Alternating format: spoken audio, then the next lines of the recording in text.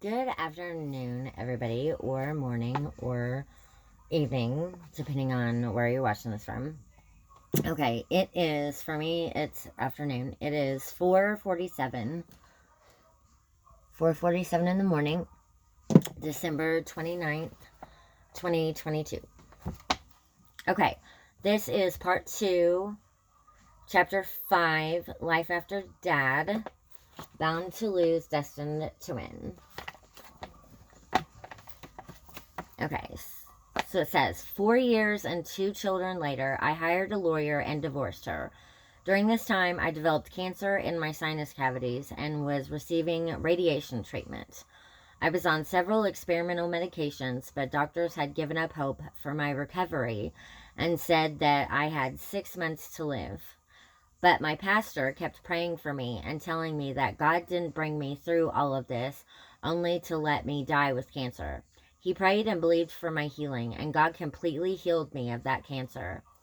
After the divorce, my pastor's wife came to me with a word. God said to tell you that you are free, and he has a special lady waiting for you. She described this woman's features to me and said, she will love you and only you. Then my pastor's wife told me about a youth convention in Miami, Florida. She said, God told me that you must attend this convention.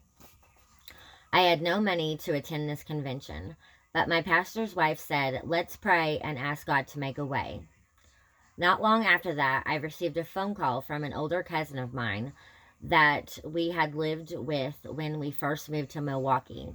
He heard that I wanted to attend a youth convention, but had no money. How much money do you need? He asked. I need $400. Oh, there's number 4 again. I'll be right there. Sure enough, here he came with $400. God answered my prayer, and soon I was on my way to a youth convention in Miami. It was one of the best moves I'd ever made because that is where I met a young woman named Selena. I had just checked into this fancy hotel and decided to step outside and see the sights.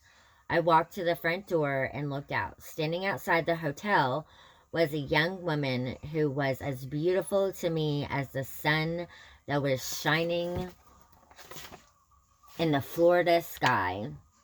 She looked like the girl of my dreams, and she looked just like the woman that my pastor's wife described to me.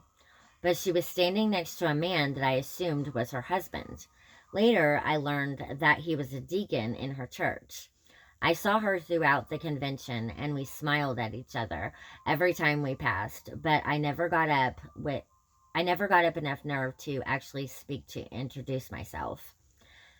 Then one day, the convention sponsored a concert, and my friend Bill and I arrived late. When we got there, the room was filled with young people from around the world, except for 2 seats close to the front. There were no seats left in the room. The usher seated us in those 2 seats. As we sat down, a young lady in front of me turned around and said, "So what is your name?" My jaw dropped. It was the friend of the beautiful young lady I had been eyeing through the entire convention. I could barely speak, but I managed to say, "My name is Curtis." Then, in front of perhaps 1,000 people, she introduced me to the beautiful young lady. "Well, Curtis, this is Selena. Everybody, this is Curtis." The entire room clapped. I was sure my friend Bill was behind it all. After the concert, Selena and I talked. We were together for the rest of the convention. I thought it best to tell her my life story right up front, so I did.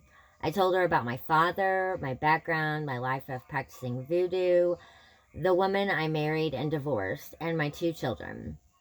I thought for sure that after she heard about my past, I would never see her again. Instead, we fell in love. She lived in Baltimore, Maryland, and I lived in Milwaukee, Wisconsin. So we exchanged phone numbers.